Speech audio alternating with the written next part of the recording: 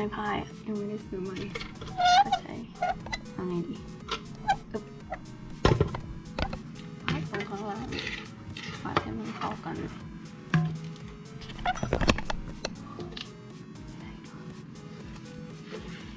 ส่งยากเหมือนกันแบบว่าตะกอยคือมันอะตรงข้างล่างคือไม่ผสมเข้าไปเลย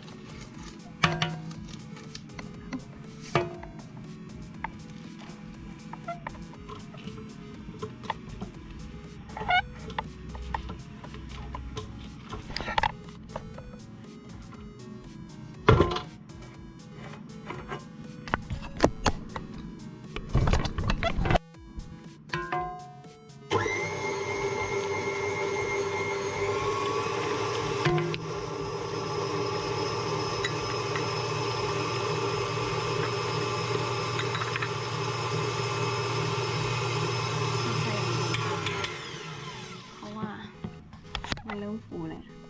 แต่มันจะกลายเป็นเค้กถ้าฟูเกินไปตอกไข่กัน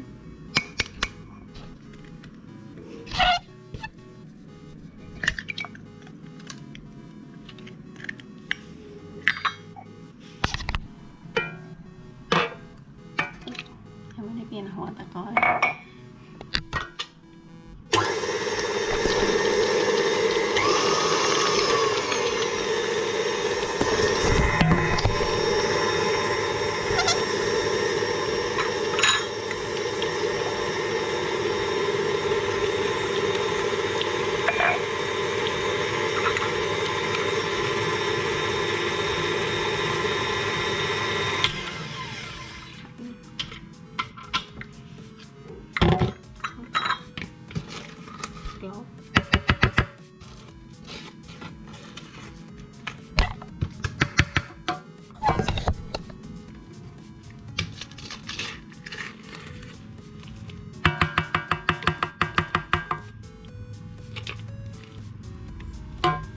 ก็จะใส่เกลือ1 ช้อนชา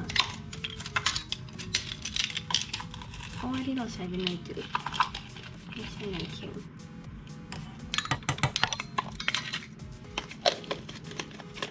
อันนี้ทุกคนเปลี่ยนหัวตีแล้วไหมนะเปลี่ยนเลยนะ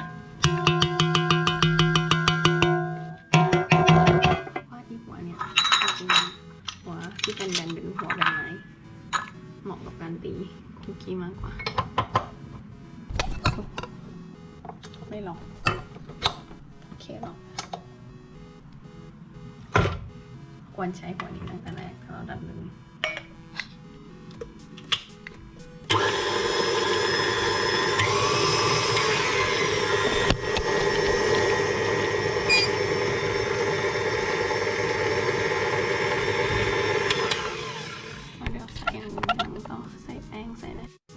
ก็จะใส่ผงไม่ใช่ผงกลิ่นวานิลลา1 ช้อนชา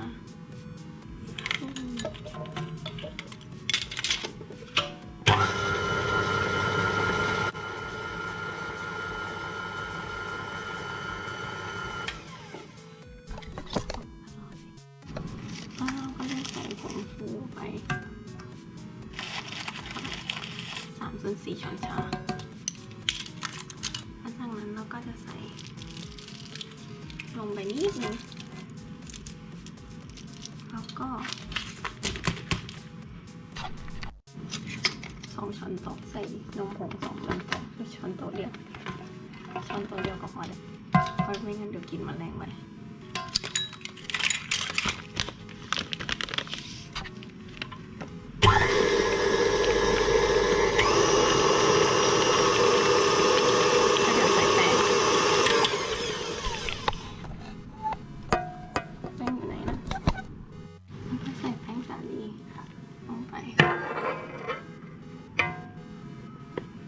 ใส่ลงไปทีละนิดดีกว่าเดี๋ยวมันหกเดี๋ยวมันแบบกระจุยกระจายแบบ everywhere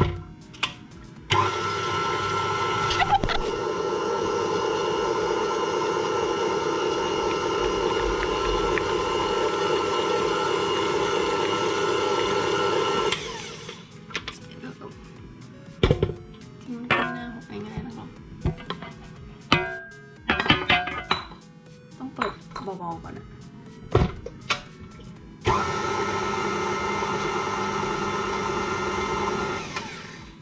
คนๆ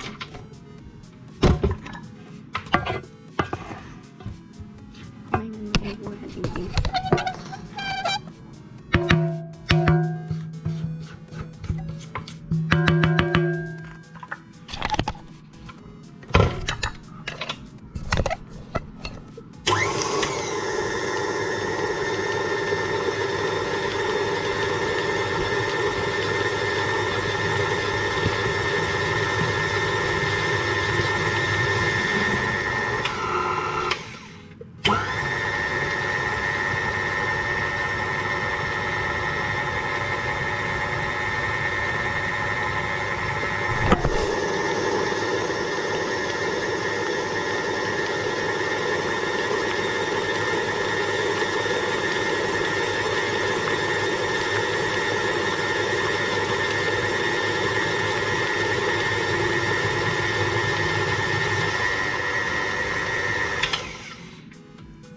ทีนี้ก็โอ้ยลืมไปว่าเราอยู่ทีนี้ก็ถึงเวลาใส่ตัวช็อกโกแลตชิพแล้วเราพิมพ์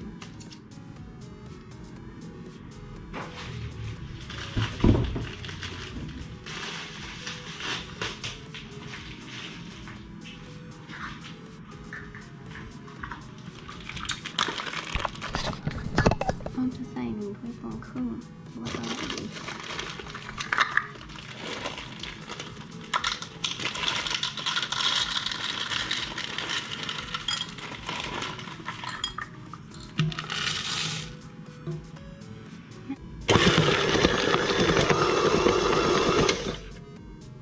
ดู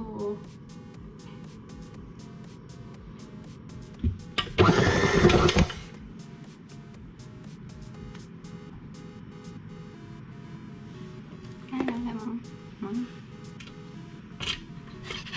แล้วคนตีนิดนึงมันกลัวมันหลุดใส่หวานไปแน่เลยมันจะหวานไปไหมทำไมเราไม่มีความมั่นใจในตัวเองวะไม่ได้แล้ว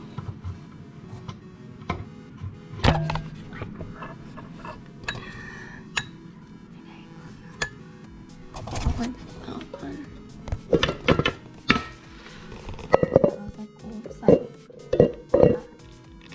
หอมมันจะไม่เป็นอะไรนี่อะไรใหญ่ๆแบบนี้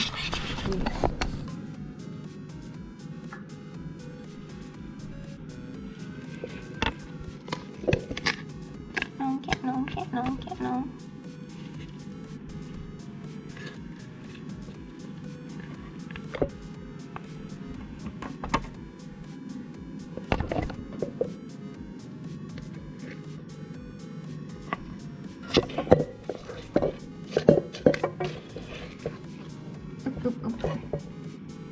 แอบชิมได้ไหม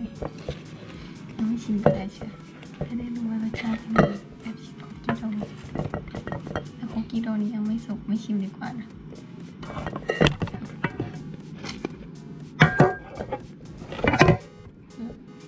ปิดนะเอามาสกู๊ปใส่ตัวไอเนี่ยเรียกว่าอะไรนะที่ตักไอติมรู้สึกไม่ได้ทำคุกกี้นานมากเลย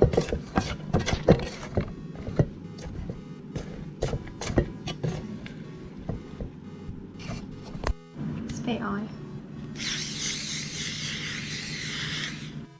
ใช่ไหมวะก็2 ถาดเลยชิ้นใหญ่ๆมาเค้กชัดน่าจะได้ประมาณ8 ชิ้นใหญ่